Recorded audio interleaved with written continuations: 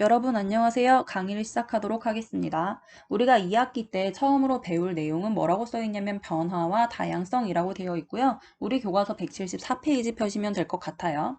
1번의 제목 보면 화학 변화라고 되어 있는데 우리가 수업 시간에 이미 화학에 대한 이야기는 한 적이 있었거든요. 화학이라고 하는 건 이 세상에 존재하는 뭐에 대한 이야기다. 그죠? 이 세상에 존재하는 모든 물질에 대한 이야기다. 이걸 우리가 화학이라고 부르는데 이 물질이 뭘 할 거냐면 변화를 하겠다라고 하는 겁니다. 이때 변화라고 하는 건 뭐냐면 이 세상에 존재하는 물질은 항상 똑같은 상태로만 존재하는 것이 아니에요. 이 물질들끼리는 지들끼리 결합을 하기도 하고 또는 덩치 큰 애가 분해를 하기도 하고 그러니까 나뉘기도 하고 또는 뭔가 짝꿍이었던 애들이 짝꿍을 바꿔치기 하기도 하고 이러한 것들을 우리가 통틀어서 변화라고 부르거든요. 그러면 이러한 화학 변화가 우리가 배울 이 단원에서는 어떤 것들을 다룰 건지 얘기를 하도록 할 건데요. 크게 한번 얘기를 해보면 먼저 산화, 환원에 대한 이야기를 할 거고 그 다음에 산성과 염기성 물질에 대한 이야기, 최종적으로 중화 반응에 대한 이야기 그렇게 살펴보면 될 것 같습니다. 자, 그에 앞서 우리가 이번 시간에 할 내용은 뭐가 있냐면 1번의 제목 보시면 역사적인 화학 반응이라고 되어 있거든요. 역사적인 화학 반응이라고 하는 건 뭐냐면 자, 우리 지금 현재 인류 문명이 발달이 되어 있어요. 현재 지구의 상태가 있잖아요. 자, 최초의 지구가 형성이 되었을 때 현재의 모습과 똑같았을까? 잠깐 갑자기 지구가 처음에 생겨났는데 그때부터 사람이 막 톡하니 튀어나왔다거나 막 그랬을까요? 그죠? 그렇지 않았어요. 처음 지구가 생성되고 난 후로부터 지금 현재의 모습을 갖추기까지 엄청나게 많은 화학 반응들이 일어났을 건데 그 중에서도 굉장히 역사적으로 중요한 화학 반응이 있다고 하는 겁니다. 그 화학 반응을 우리가 세 가지 알아보려고 하는 거고요. 그 중에 첫 번째는 뭐냐면 우리 생물이 살아감에 있어서 가장 중요한 물질을 만들어준 반응을 의미해요. 자, 뭔가 생물이 살아가기 위해서는 꼭 이걸 해야 한다? 뭘 해야 하게? 그쵸. 생물이라고 하는 건 가장 대표적으로 동물, 식물 이런 것들을 의미하는데요. 이러한 생물이 살아가기 위해서는 무조건 뭐 해야 되냐면 숨 쉬어야 돼. 호흡해야 하거든. 그러면 우리가 이 숨 쉴 때마다 항상 들이마시는 기체가 뭐예요? 그죠. 산소 기체입니다. 이 산소 기체는 지구가 처음 만들어졌을 때부터 막 공기 중에 산소가 왕창 많았을까? 그러진 않았어요. 자, 우리 처음에 지구가 생성되었을 때 그냥 잠깐 한번 얘기를 해보도록 할 건데요. 이 처음에 지구가 생성되었을 때는 우주 공간에 이제 엄청나게 많은 미행성체들 이렇게 돌덩이 같은 애들이 있었어요. 얘네가 막 지들끼리 이렇게 충돌도 하고 부딪히고 하면서 이렇게 지구를 형성을 하게 되거든요. 그럼 어쨌든 이러한 미행성체 애들이 막 충돌을 함으로 인하여 쾅 하고 부딪히니까 엄청나게 큰 에너지가 발생을 하면서 이 지구가 한바탕 불바다가 돼요. 탄단소리거든. 그럼 이 지구 겉부분이 한바탕 불바다가 되고 난 후에 이 지구 주변의 공기 중에는 어떠한 기체들이 가득 차게 되냐면 한바탕 탔기 때문에 좀 매캐한 기체들이 존재하게 됩니다. 그래서 상대적으로 뭐 메테인이나 이산화탄소 이렇게 우리 생물에게는 조금 안 좋은 그러한 기체들이 많이 존재하게 되는데요. 다시 이야기하면 이 공기 중에는 산소가 별로 없었단 소리예요. 그러면 이 메테인이나 이산화탄소가 가득 찼다는 건 이 지구상의 생물이 존재하기에 좋았다는 거예요? 나빴다는 거예요? 그저 매우 나쁜 상태였습니다. 그래서 온전한 생명체가 존재하기 힘들었어요. 하나 더. 조금 전에 제가 이 불바다가 이제 일어나고 나서 한참 동안 시간이 지나고 나면 메테인이랑 이산화탄소만 남게 되는데요. 그렇다고 이 메테인이랑 이산화탄소가 뭐 엄청나게 많은 것도 아니에요. 좀 공기가 이제 희박한 상태가 될 거예요. 그러다 보니 우주 공간에 있는 태양으로부터 태양빛이 우리 지구상에 이렇게 직진을 해서 들어오게 되는데 이때 이 태양빛을 막아주는 기체들이 없는 거야. 그러니까 온전한 대기가 존재하지 않는 거예요. 그러다 보니 이 태양빛으로부터는 어떤 태양빛도 오냐면 자외선이라고 하는 빛도 오거든. 이 자외선이 너무 강하게 내리쪼이잖아? 그럼 생물들이 타 죽어. 그래서 역시 이 지구상에는 온전한 생명체들이 존재할 수 없었습니다. 첫 번째는 산소가 없기 때문에 생명체가 존재하기 힘들었고요. 두 번째는 자외선이 너무 세서 햇빛을 가려주는 것이 없어서 자외선 때문에도 역시 생명체가 살기가 어려웠다고요. 그러면 이 처음에 산소는 어쨌든 만들어지긴 해야 될 거 아니에요. 이 산소는 어떻게 만들어졌을까요? 우리가 알고 있는 화학 반응식 중에 한 가지가 있습니다. 산소가 나오는 거 뭘까? 그쵸? 산소를 만들어내는 화학 반응 우리가 배운 것 중에 뭐가 있냐면 광합성이라고 하는 화학 반응이 있어요. 우리가 1학기 때 배웠던 내용인데요. 이 광합성이라고 하는 거 광, 빛 에너지를 이용하여 영양분을 합성하는 반응이다. 그래서 광합성이라고 불렀고요. 이 광합성은 동화작용이에요? 이화작용이에요? 그쵸, 합성하는 반응이니까 동화작용의 일종이라고 했습니다. 따라서 이 광합성은 크기가 작은 물질들을 합쳐서 고분자 물질을 만들어내는 그러한 반응식을 나타낼 수 있겠는데, 어쨌든 이 광합성은 동물에서 일어난다 했어요? 식물에서 일어난다 했어요? 그죠? 이 광합성이라고 하는 건 식물 속에 있는 엽록체에서 일어나는 화학작용이라고 얘기했었단 말이에요. 그렇다면 이 지구상에 조금 전에 제가 분명히 산소도 없었고 그 다음에 태양빛이 너무 직사광선으로 이렇게 쪼인 나머지, 강하게 내리 쪼인 나머지 생명체들이 존재하기 힘들었다라고 얘기했는데, 그럼 식물은 있었을까? 식물이 광합성을 해야 되잖아. 그럼 지구에 식물이 있었어요? 그쵸, 그건 아니에요. 처음에 지구에 식물은 존재하지 않았습니다. 어떤 생물만 존재했었냐면 생물이 존재하기는 했어. 근데 어디에 존재했냐면 바다 속에만 존재했고요. 온전한 생명체가 아니라 굉장히 크기가 쬐깐한 미개한 생물체였습니다. 그래서 우리는 그런 것들을 뭐라고 부르냐면 미생물이라고 부르고요. 얘네가 바닷속에 존재한 이유는 뭐냐면, 아까도 얘기했듯이 이 자외선이 너무 강하다 보니 땅 위에서 살아가긴 너무 힘들었던 거야. 그래서 이제 물속에 숨어 살게 된 거예요. 그 중에서도 미생물이라고 되어 있는데, 미생물의 가장 대표적인 애가 뭐가 있었냐면 이제 남세균이라고 듣고 흘러요. 내가 지금 하는 얘기는 다 듣고 흘러요. 남세균이라는 그러한 이제 미생물이 있었는데, 얘는 엽록체를 가지고 있는 그러한 생물이라고 얘기를 해요. 그래서 이 남세균이 최초의 광합성을 했던 생명체라고 얘기를 합니다. 얘는 현재 이제 바닷속에서 이러한 남세균, 좀 포괄적으로 얘기하면 남조류라고 얘기를 하는데요. 이 남조류가 바닷속에 살게 되면 바다에서 녹조 현상을 일으켜서 바다를 더럽히는 그러한 미생물이야. 근데 이런 건 중요하지 않고요. 어쨌든 이 바닷속에 존재하는 이 미생물이 뭐가 가능한 아이냐면 바로 광합성이 가능한 아이라는 거예요. 요걸 여러분들이 좀 체크를 하실게요. 최초의 광합성은 바로 식물에서 일어난 게 아니라 바닷속에 있었던 미생물로부터 광합성이 일어났다라고 하는 겁니다. 그러면 이 바닷속에 있었던 미생물이 광합성을 하게 되면요. 광합성을 통해서 어떠한 기체가 항상 나온다라고 얘기를 했었냐면 무조건 산소 기체가 나와요. 광합성 했는데 산소 기체 안 나오는 경우 없거든. 그러면 공기 중에 산소 기체가 발생을 하게 돼요. 이때 우리가 들이마시고 사는 이 산소기체의 화학식 어떻게 쓰냐면 산소가 2개 붙어 있어요. 그래서 O2 이런 식으로 표현을 하잖아요. 근데 이때 광합성을 통해서 나온 이 산소들은 항상 O2 상태로만 존재하는 것은 아니었어요. 산소들끼리 좀 더 많이 결합을 하기도 하고 또는 지들끼리 분해를 하기도 하는데요. 어쨌든 산소가 몇 개가 결합을 할 거냐면 산소가 3개가 결합을 하는 경우도 있거든. 이때 산소가 3개 결합한 이 O3를 우리는 뭐라고 부르냐면 오존 이라고 부릅니다. 여러분들 혹시 오존이라고 들어봤어요? 언제 들어봤어요? 그저 우리 지구 시스템 할 때 뭐 직권, 기권 요런 거 할 때 오존 들어보셨을 텐데, 이 오존이 많이 모여서 대기에서 층을 이루잖아. 그 층의 이름을 우리는 뭐라고 부르냐면 오존층이라고 부릅니다. 이 공기 중에 산소들이 3개씩 모여서 오존을 형성하고, 이 오존이 많이 모여서 대기층을 이루면 그 대기층을 우리는 오존층이라고 얘기를 하는데, 이 오존층은 바로 이것을 차단하는 역할을 해요. 뭘 차단해? 맞습니다. 자외선을 차단해요. 제가 아까 맨 처음에 지구 설명할 때 이 지구상에서 생명체가 살기 힘들었던 이유는 뭐냐면 물론 산소가 희박해서도 있지만 태양빛이 너무 강하게 내리쪼여서 자외선을 막아주지 않아서 우리가 생명체가 살기 힘들다라고 얘기했었거든요. 바로 그 자외선을 누가 막아주냐면 오존층이 막아주기 시작을 하는 거예요. 자외선을 차단합니다.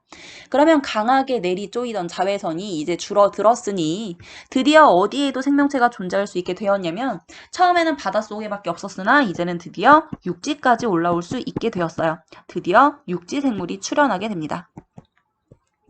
제가 지금 이 광합성을 통해서 육지 생물이 나오기까지 아까 지구가 형성되는 것부터 굉장히 복잡하게 설명을 했는데요. 다 흘려들어도 괜찮아요. 아, 그렇구나 하시고요. 여기서 중요한 건 뭐냐면 바닷속 미생물이 최초로 광합성을 했습니다. 그래서 뭐가 튀어나왔냐면 산소가 튀어나왔고요. 이 산소가 나옴으로 인하여 오존층도 형성하였고 최종적으로는 육지 생명체가 튀어나왔구나. 원래는 바닷속 생명체만 있다가 최종적으로 육지 생명체가 나왔구나. 이렇게 순서만 좀 비교를 하시면 될 것 같아요. 이렇게 광합성을 했기 때문에 현재의 생명체가 존재할 수 있었구나라고 하는 거 좀 체크를 하시고요. 자, 그럼 우리는 광합성을 처음 하게 된 그러한 개괄적인 내용을 알아보았으니 이 광합성의 화학 반응식이 어떠한 모습을 하고 있는지 1학기 때 배웠던 거 한번 다시 적어보도록 할게요. 자, 광합성이라고 하는 거 일단 식물에서 많이 일어나는 거라고 했으니까 우리 식물에서의 광합성으로 그냥 한번 알아보도록 할게요. 자, 먼저 식물은 주변에 있는 기체를 빨아들여요. 이 식물에서 빨아들이는 기체가 뭐가 있어요? 그쵸? 이산화탄소 빨아들인다라고 얘기를 했습니다. 이산화탄소 우리가 CO2라고 쓸 수 있고요. 이 식물에서는 먹을 수 있는 거 뭐밖에 없어요? 그죠? 우리가 물 주잖아요. 그래서 물 흡수합니다. H2O라고 쓸게요. 이렇게 이산화탄소와 물이라고 하는 저분자들을 합성을 했더니요. 최종적으로 영양분을 합성했대요. 이때 우리는 영양분을 뭐라고 불렀냐면 C6, H12, O6이라고 쓰고 이것의 이름 포도당이라고 불렀어요. 그 다음에 최종적으로 뭐가 나오냐면 산소기체가 나온다라고 얘기를 했네요. 이게 광합성의 화학 반응식이었어요. 근데 우리가 지금 배우는 단어는 뭐에 대한 단원이냐면 화학에 대한 단원이야. 그래서 전에 1학기 때 배웠을 때는 화학 내용이 아니어서 그냥 저분자, 이산화탄소와 물이 합쳐져서 고분자, 포도당을 만들었어요. 요 정도로만 봤는데요. 이제는 우리는 이 화학 반응식에서 화살표를 기준으로 왼쪽과 오른쪽에 원소의 개수도 맞춰줄게요. 무슨 소리냐면 화살표를 기준으로 왼쪽에 무슨 원소들이 있냐면 탄소가 있고 수소가 있고 산소가 있잖아요.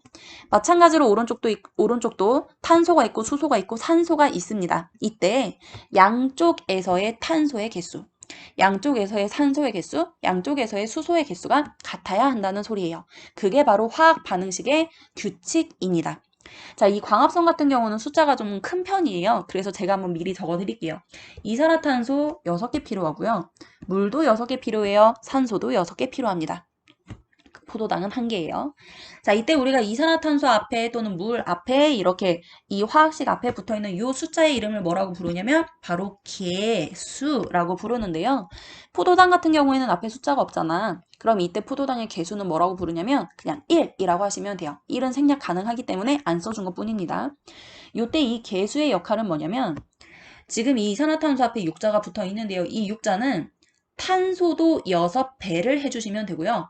산소도 6배를 해주시면 됩니다.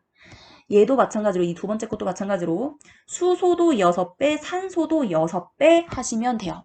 개수의 역할은 이산화탄소가 6개 있다는 소리이니까 탄소도 산소도 모두 다 6배를 하면 되는구나. 그러면 이 왼쪽에 있는 총 산소의 개수를 한번 세보자. 자, 지금 첫 번째 이산화탄소 보면 원래 산소 2개짜리가 6세트가 있대요. 그럼 여기에서 산소가 몇 개가 있냐면 여기에서 산소가 12개 나왔다. 12개. 그 다음에 여기에선 산소 몇 개? 여기에서는 산소 1개짜리가 총 6세트시니까 6개네요. 그럼 왼쪽에 총 이거 2개 더하면 산소가 개수가 몇 개냐면 18개야. 똑같은 방법으로 오른쪽 보자. 오른쪽 보시면 이 포도당에 지금 산소 6개 있잖아요. 그럼 6개에다가 지금 이 산소 기체가 6세트가 나왔어. 그럼 2개짜리가 6세트니까 산소 12개겠네. 이거 2개 합치면 역시 18개입니다. 이렇게 양쪽에 산소의 개수를 맞춰야 한다고요. 같은 방법으로 탄소도 마찬가지. 지금 왼쪽에 보시면 이산화탄소의 탄소가 6세트 있어. 그럼 탄소 6개 있잖아. 오른쪽에서 탄소 몇 개인가 보자. 이 포도당에만 탄소가 있는데 탄소 6개 맞네요. 자, 이런 식으로 양쪽에서의 개수가 맞아야 하는구나. 이번 시간에는 많은 화학 반응식이 나올 거거든요. 이번 단원에서는. 그러면 나올 때마다 양쪽의 숫자를 맞추는 연습을 좀 할 테니까 여러분들도 함께 따라오시면 될 것 같습니다. 자, 이렇게 하시면 광합성에 대한 화학 반응식이 끝나요. 이산화탄소와 물이 합쳐지면서 포도당을 형성하였고요. 최종적으로는 산소 기체가 발생하였기 때문에 이 산소 기체로 인하여 우리 인류가 발달하게 되었구나. 아니, 우리 생명체가 나오게 되었구나. 그리고 육지 생물이 나오게 되었구나. 그 정도로 정리를 하시면 될 것 같네요. 자, 이제 두 번째를 보도록 할게요. 우리가 조금 전에 광합성을 통해서 생명체가 나왔다고 했고요. 이 생명체에 포함되는 거 바로 뭐가 있냐면 여러분과 저, 바로 인류, 사람이 있습니다. 이 사람이 이제 나왔어. 나오고 나서 인류가 발생을 했으니 인류 문명이 발달해야 될 거 아니에요. 어쨌든 우리가 살아가는 이러한 생활이 발달해야 될 거 아니야. 이때 처음에 원시인이었던 이제 그러한 사람들이 인류 문명 발달을 하기 위하여 이것을 사용함으로 인하여 굉장히 크게 발달했어요. 그의 시초가 뭘까? 그죠? 불을 피우기 시작하면서부터 엄청나게 큰 발달을 하기 시작을 했습니다. 뭔가 부싯돌을 이렇게 부딪히면서 불을 만들어요. 또는 땔감을 따와서 불을 만들어요. 이런 식으로 처음에는 생식하던 음식물들도 익혀먹게 되었고요. 이 불을 지핌으로 인하여 뭔가 연료를 사용하기 시작을 했어요. 그래서 우리가 인류 문명을 발달시키는데 가장 중요한 화학 반응식으로서 두 번째는 뭐가 있냐면 불로 태우는 거 두 글자로 그죠? 연소라고 얘기합니다. 그래서 두 번째 역사적인 화학 반응식은 바로 뭐냐면 맞네. 화석 연료의 연소예요. 연소라고 하는 건 조금 전에 얘기했듯이 불로 태우는 거 이걸 우리가 연소라고 얘기를 하고요. 화석연료라고 하는 건 우리가 연료로서 최초로부터 제일 많이 사용한 게 화석연료예요. 화석연료의 가장 대표적인 건 석탄, 석유, 요즘엔 천연가스, 도시가스 이런 애들 통틀어 우리가 화석연료라고 부르는데요. 이 화석연료 같은 경우는 굉장히 화학식이 복잡스럽게 생겼기 때문에 화석연료의 구성 성분을 보도록 할게요. 대표적인 구성 성분. 화석연료 속에 뭐 들어있냐면 잘 타는 물질 있잖아. 잘 타는 물질. 잘 타는 물질 속에는 대부분 어떤 원소가 들어있냐면 탄소가 들어있어요. 얘들아, 숯 있잖아. 숯. 이 숯이 엄청 불이 잘 붙잖아요. 걔가 바로 탄소 덩어리예요. 탄소가 있어야 잘 탑니다. 그 다음에 이 화석 연료 속에 또 뭐가 들어있냐면 수소도 들어있고요. 산소도 들어있어요. 이러한 아이들이 합쳐져서 화석 연료를 형성을 하는데 어쨌든 이 화석 연료를 태우려면 연소시키려면 반드시 필요한 기체가 있대요. 그 기체가 뭐예요? 그저 연소시킬 때 필수 기체 산소입니다. 산소와 반응을 시켜서 불로 지펴요. 연소시킵니다.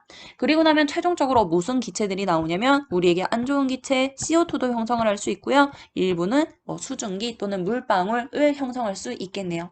화석연료가 구성 성분이 이러한 것들로 되어 있기 때문에 최종적으로 이산화탄소와 물이 만들어질 수 있구나.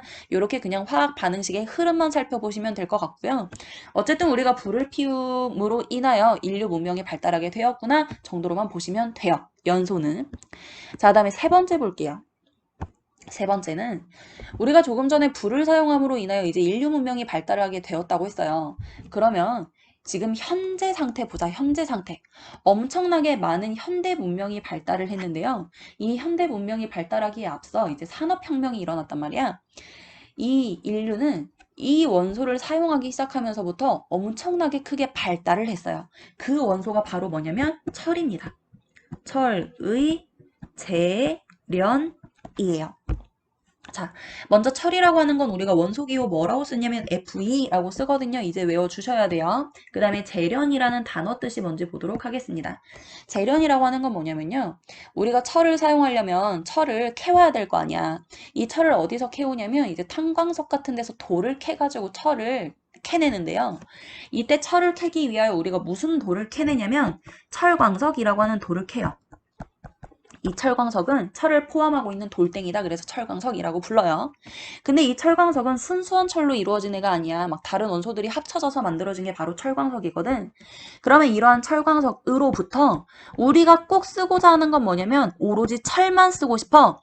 순수한 철만 뽑아내는 이 과정을 바로 재련이라고 불러요.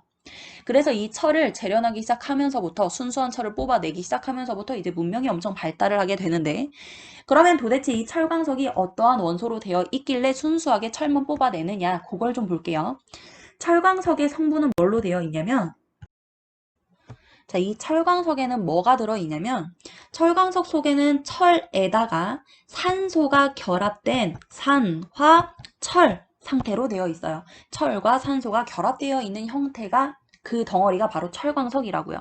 이때 이 산화철의 화학식은 어떻게 쓰냐면 철과 산소가 만났어요. 근데 철 2개, 산소 3개가 만납니다. 이게 바로 산화철이에요. 이러한 산화철로부터 우리는 Fe2만 뽑아낸다고요. 그걸 철의 재련이라고 부릅니다. 그러면 이 세 번째 철의 재련 화학 반응식도 한번 알아보도록 할 텐데요. 산화철 Fe2O3라고 쓸 수 있습니다. 그 다음에 이 산화철로부터 우리가 철을 뽑아내기 위해서 사용하는 물질이 있는데 그 물질이 바로 뭐냐면 일산화탄소예요. H2O라고 쓰고 산소가 한 개 있다 그래서 일산화탄소라고 부릅니다. 이 일산화탄소와 반응을 시키면 순수한 Fe-라고 하는 철이 튀어나오고요. 그 다음에 최종적으로 어떤 기체가 발생하냐면 이산화탄소 기체가 발생할 거예요.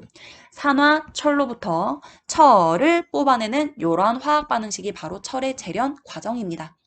근데 우리 아까 처음에 뭐에 대한 얘기했냐면 이번 단원부터는 화살표를 기준으로 왼쪽과 오른쪽에 원소의 숫자를 맞춰보기로 했어요. 한번 맞춰봅시다. 자, 왼쪽에 보시면 먼저 철이 몇 개 있어. 그죠? Fe2니까 철 2개 있잖아. 근데 오른쪽에 철 몇 개 있어? 한 개밖에 없네요. 그러면 2개 맞춰줘야 되니까 앞에다 2자 써줄게요. 그러면 이제 철은 끝났어. 그 다음에 두 번째로 와요. 자, 왼쪽, 화살표의 왼쪽 부분 보시면 산소가 총 몇 개니? 그죠? 여기에 3개 있고 여기 1개 있으니까 산소가 지금 현재 총 4개 있잖아. 근데 오른쪽엔 몇 개밖에 없어? 산소가 2개밖에 없네. 그러면 이거 숫자 맞춰주기 위하여 왼쪽에는 4개 있고 오른쪽엔 2개 있으니까 여기에다 2자를 한번 붙여줘보자. 그러면 산소 4개 맞잖아요. 2개짜리가 2세트니까 4개잖아. 그러면 왼쪽에 산소의 개수는 맞았는데 뭐의 개수가 안 맞아? 그지? CO2에다가 우리가 1을 붙여서 쓰면 탄소도 2개가 되거든요. 그럼 탄소 2개 왼쪽도 맞춰줘야 되잖아? 그럼 왼쪽 일산화탄소에 역시 1을 이렇게 붙입니다. 그러면 탄소 2개는 완성이 됐는데요. 여기에다 1을 붙여주면 뭐의 개수가 안 맞아요? 그죠? 산소의 개수가 안 맞게 돼요. 그렇다는 건 여기에 2를 붙여주면 된다는 소리, 안 된다는 소리야? 그죠? 안 된다는 소리예요. 그러면 2는 틀렸으니까 그 다음 숫자인 뭘 써주냐면 한번 3을 써줘봐요. 그리고 나서 개수를 봅시다. 3을 써주면 탄소는 3개가 되고 산소는 6개가 됐거든요. 그럼 왼쪽 가서 숫자 맞출게요. 탄소 3개 됐으니까 일산화탄소 앞에다 3자 붙여줘. 그럼 탄소 3개 됐네. 그리고 오른쪽에 산소가 총 6개거든. 그럼 왼쪽에 산소 개수 보자. 여기에 산소가 3세트 있으니까 3개에다가 여기도 3개 있으니까 6개 맞네요. 우리 고1 화학 반응식, 우리 고1에서 다루는 화학 반응식에서는요, 대체로 1, 2, 3에서 끝나. 3까지 가는 건 얘밖에 없어. 대부분 1, 2에서 끝나거든요. 여러분들이 1부터 차례대로 개수를 넣어 보시면서 양쪽의 숫자를 맞추시는 게 방법이고요. 제가 산화 환원을 하면서부터 이제 엄청나게 많은 화학 반응식들을 쓸 텐데요. 그때마다 숫자 맞추는 연습을 하도록 할 테니까 여러분들이 차근차근 연습을 하시는 게 좋을 것 같습니다.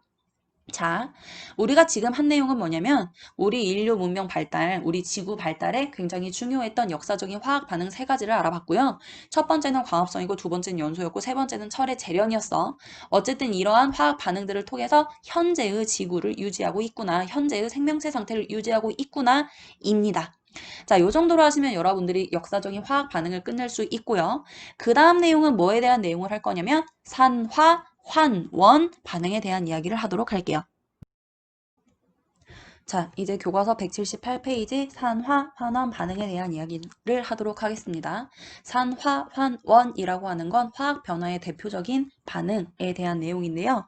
산화, 환원이라고 하는 건 말 그대로 서로 반대되는 작용이에요. 산화하느냐, 환원하느냐, 둘이 서로 반대되는 내용인데 산화, 환원이라고 하는 건 무언가를 얻거나 무언가를 잃거나 하는 반응을 산화, 환원이라고 합니다. 근데 때에 따라서 어떨 때는 얻는 걸 산화라고 할 때도 있고요. 어떨 때는 잃는 걸 산화라고 할 때도 있어요. 마찬가지로 어떨 땐 잃는 걸 환원이라고 할 때도 있고요. 어떨 땐 얻는 걸 환원이라고 할 때도 있거든요. 그러면 언제 우리는 산화와 환원을 얻거나 잃는다라고 표현을 하는지 첫 번째 내용부터 알아보도록 하겠습니다. 우리가 이번 단원에서 산화, 환원 반응은 기준에 따라서 첫 번째는 산소의 산화 환원을 알아보도록 할 거고 두 번째는 전자의 산화 환원을 알아보도록 할 거거든요. 이번 시간에는 산소의 산화 환원까지 알아보도록 할게요. 산소의 산화 환원 반응이에요. 자, 이 산화 환원이라고 하는 건 조금 전에 얘기했듯이 물질을 얻거나 잃거나 하는 반응을 우리가 산화 환원이라고 했는데요. 이번에는 기준이 뭐다라고 얘기를 했냐면 산소다라고 얘기를 했습니다. 그러면 산소를 기준으로 산화는 산소를 얻는 거냐 잃는 거냐, 환원은 산소를 얻는 거냐 잃는 거냐 개념을 먼저 알아보도록 할 텐데요. 이 산소를 기준으로 할 때는요. 산화는 어떤 반응을 의미하냐면 산소를 얻는 반응을 우리가 산화 반응이라고 부릅니다. 반면에 산소를 기준으로 환원 반응은 뭘 의미하냐면 산소를 잃는 반응을 우리가 환원 반응이라고 얘기를 해요. 자, 산소를 얻는다. 다시 얘기하면 자, 어떠한 원소가 있었는데 이 원소 옆에 원래는 산소가 없었어. 그냥 원소가 한 개밖에 없었거든. 근데 이 원소가 산소와 결합을 함으로 인하여 그 원소와 산소가 이렇게 결합하는 형태가 되는 거야. 그러면 원래는 산소가 없었는데 산소 짝꿍이 생겼잖아. 그럼 우리는 산화되었다라고 얘기를 합니다. 또는 어떤 원소가 산소를 한 개만 가지고 있었는데 반응을 통하고 났더니 이 산소의 개수가 막 2개 또는 3개로 이렇게 개수가 늘었어. 이렇게 개수가 늘은 경우에도 우리는 산소를 얻었다. 그래서 산화 반응이다 라고 표현을 하거든요. 이 산화 반응의 대표적인 예 한번 보도록 할게요. 그냥 간단하게. 자, 탄소가 있었어요. 우리 C라고 쓰죠. 이 탄소가 공기 중에 있는 O2, 산소 기체와 결합을 합니다. 그래서 최종적으로 뭘 형성할 거냐면 CO2라고 하는 이산화탄소를 형성하는 경우 보도록 할게요.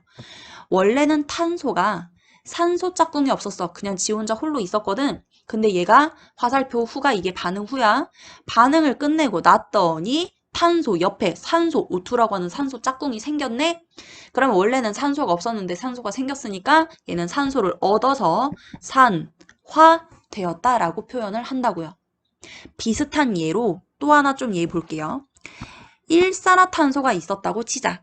이 일산화탄소가 공기 중에 있던 산소와 결합을 해서 최종적으로 이산화탄소를 형성하는 이런 화학 반응식이 있었다고 칠게요. 자, 딱 보세요. 그러면 양쪽의 개수 안 맞아요. 개수 먼저 맞춰볼게요. 자, 지금 왼쪽에는 산소가 총 3개가 있는데 오른쪽엔 산소가 2개밖에 없잖아요. 그러면 이 이산화탄소 앞에다 숫자 2자를 붙여줘. 그러면 탄소가 2개가 되었고 산소는 2개짜리가 2세트니까 총 4개가 됐잖아요. 그리고 나서 왼쪽으로 와봐요. 그러면 탄소가 2개 됐으니까 일산화탄소 앞에다 2자 이렇게 붙여줘야겠다. 그래야 탄소가 2개가 되잖아요. 그리고 나서 산소의 개수를 보면 산소 2개, 여기도 산소 2개, 그래서 양쪽에 산소의 개수가 4개씩 똑같아져요. 자, 숫자 맞추겠습니다. 그 다음 산화한원 볼게요. 원래는 탄소 옆에 산소가 1개 붙어 있었어요.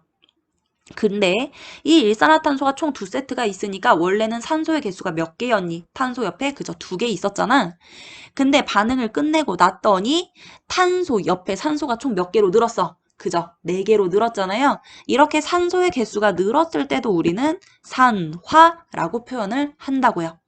자, 이런 식으로 여러분들이 언제가 산화이고 언제가 산화인지 산소를 얻었을 때가 산화이구나 이렇게 구별하시면 될 것 같습니다. 자, 이번에는 반대로 환원 볼게요. 환원이라고 하는 건 산소를 잃는 과정을 우리가 환원이라고 하는데 가장 대표적인 화학 반응식 볼게요. CuO라고 하는 물질이 있어. 이거 어떻게 읽게?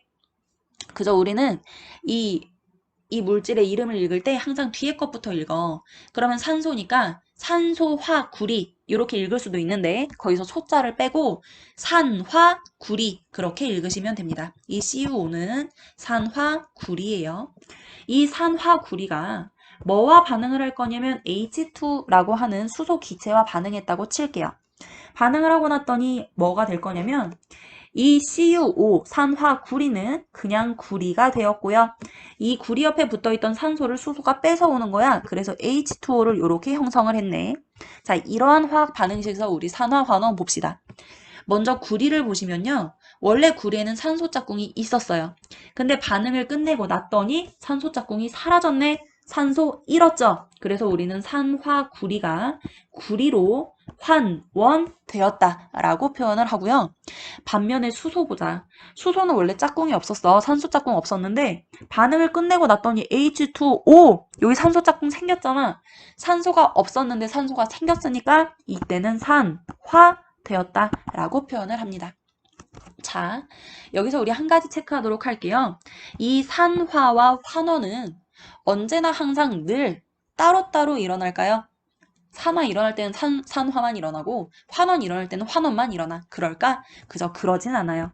이 산화와 환원은 항상 동시성을 가지고 있습니다. 환원의 동시성.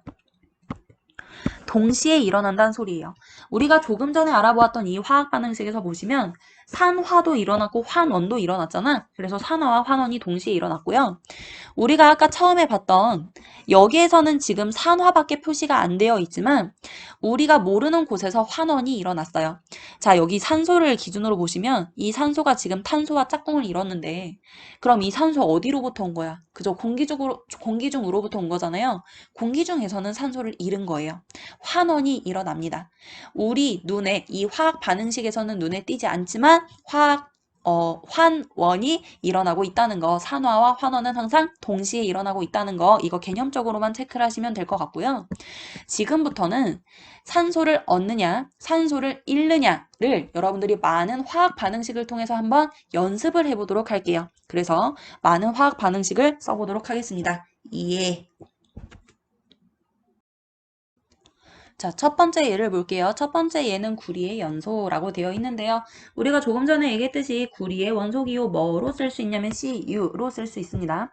자, 그러면 구리를 연소시킬게요. 연소시킨다는 건 뭔가 태운다는 소리고요. 태울 때는 반드시 무슨 기체가 필요해요? 그죠? 산소 기체가 필요하거든요. 반응식 한번 써볼게요. 구리가 뭐와 반응을 할 거냐면 산소 기체와 반응을 할 겁니다. 그랬더니 구리와 산소가 결합하는 산화구리를 형성을 했대요. 자, 이러한 화학 반응식이네요. 양쪽에 숫자 한번 맞춰줄게요. 자, 왼쪽 보시면 산소가 2개 있잖아. 근데 오른쪽에 보시면 산소가 1개밖에 없어요. 그래서 산소 2개 맞춰주려면 앞에다 숫자 2자 붙여주시고요. 근데 이때 2자는 산소만 2배 시켜주는 게 아니라 구리도 2배 시켜주니까 구리도 역시 2개가 됐네요. 그러면 구리 앞에다 뭐 써주면 돼? 그저 2자 이렇게 써주시면 양쪽의 개수가 맞게 됩니다. 여기서 우리 산화 보도록 할게요.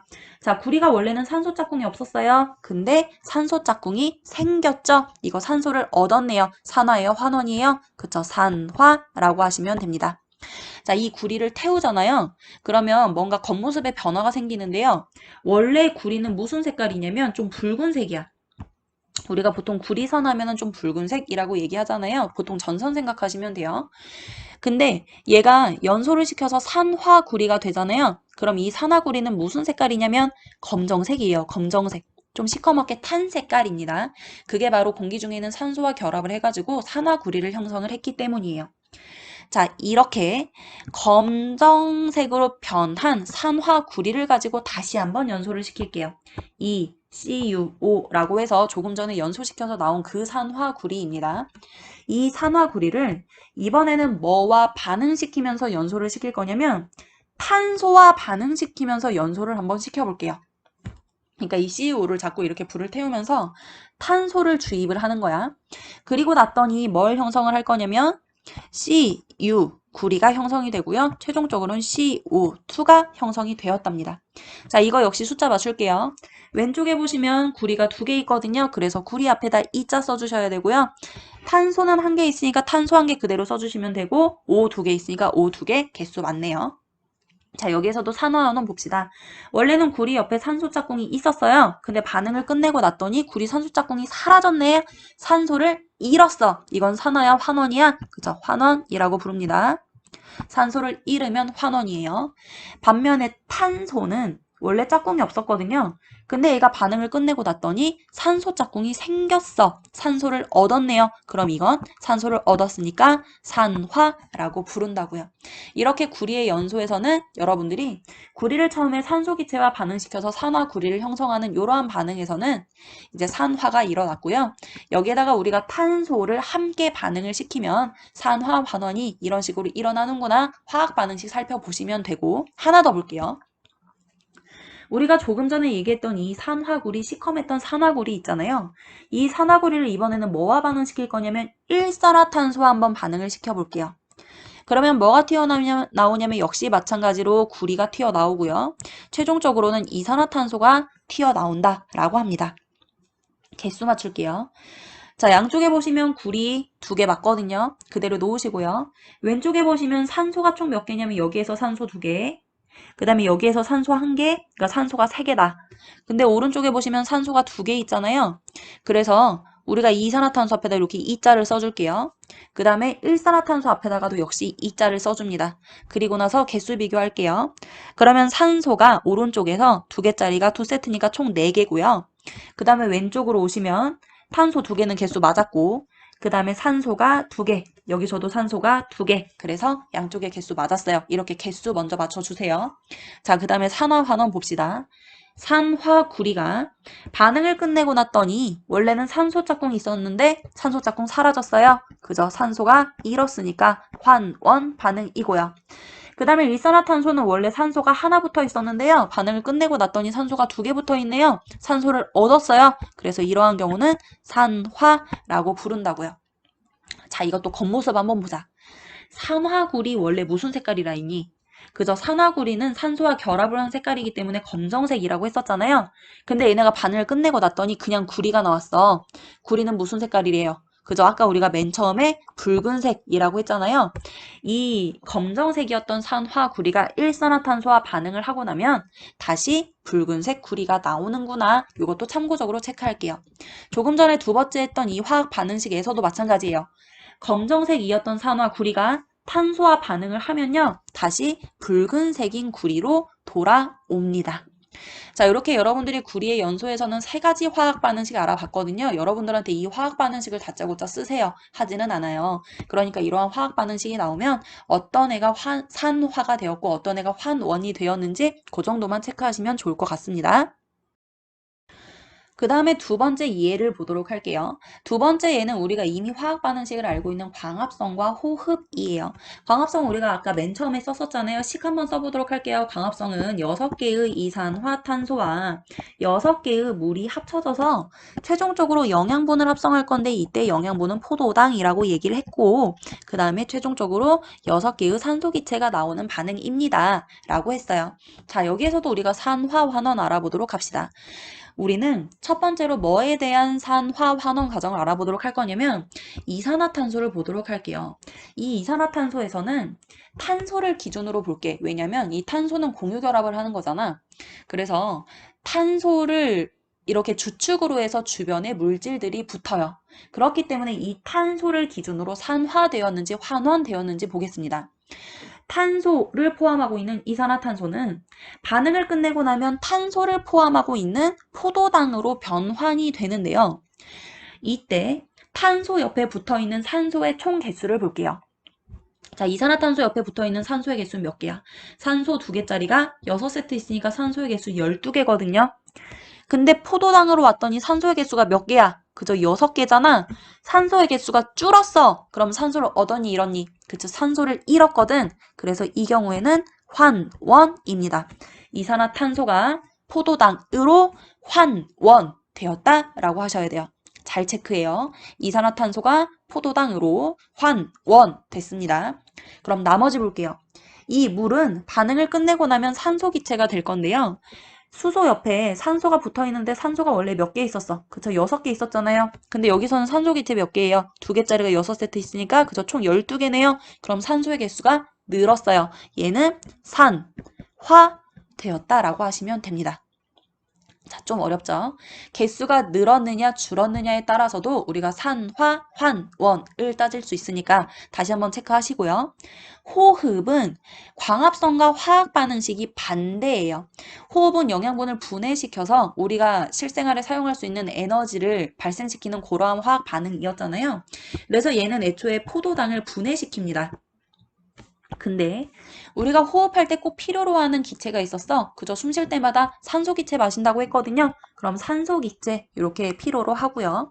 이 포도당이 산소 기체와 만나서 무슨 기체를 내뿜냐면 우리가 반응을 하고 나면 이산화탄소 우리가 숨 쉴 때마다 이산화탄소 나온다고 했고요. 최종적으로 물이 나와요. 이렇게 수증기가 나올 수 있습니다. 이때 숫자 맞출게요. 산소 기체 앞에 6, 이산화탄소 앞에 6, 그 다음에 물 앞에도 역시 6 쓰시면 돼요. 이게 바로 호흡의 풀화학 반응식이에요. 이때도 우리는 뭘 알아볼 거냐면 산화와 환원을 알아보도록 할 건데요. 포도당, 우리가 아까 포도당은 산소를 기본 골격으로 해서 주변에 다른 물질들이 붙는다라고 했잖아요.